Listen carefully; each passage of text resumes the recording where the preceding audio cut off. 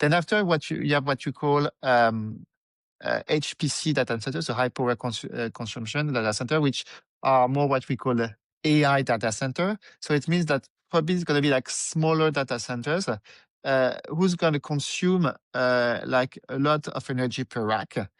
Because they need to do like a lot of computation. So you can see the price of the GPU discussion.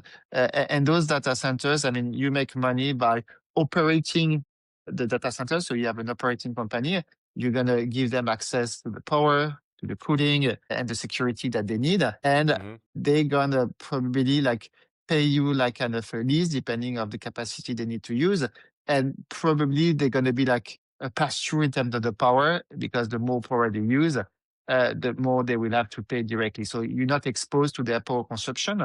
It depends on the case-by-case contract, because I mean, that would be like too risky, because those are pretty high consumer power. For those data centers, you need like to kind of have a specific, I would say, features. For instance, like you have like liquid cooling, which are pretty expensive.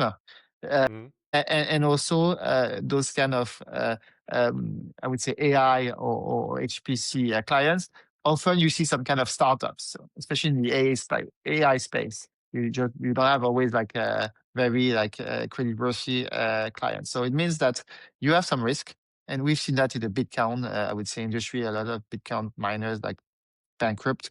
So you have a risk here where you may have like a very specific data center with like pretty high spec features and potential to lose your clients. And also potentially they use a lot of the energy, because by definition, this is what they do. So you need to secure a lot of energy. And as we know, it's a kind of complicated play. So the question mark you may have is like, oh, do I want to use all the energy I managed to secure for those type of clients, which could be at some points risky. It's why you're going to expect like higher returns for those kind of investment. And we looked at few transactions, especially in the Nordics, where in the Nordics you have some kind of natural cooling, you have some space, you have energy is cheaper also there. So it makes sense of those high power computing clients go there where the energy is cheaper, because they need a lot of this energy. But at some point, they need also to be potentially near to the end client. So it's why, I mean, we see them also coming like to a more urban areas. So that's the second bucket.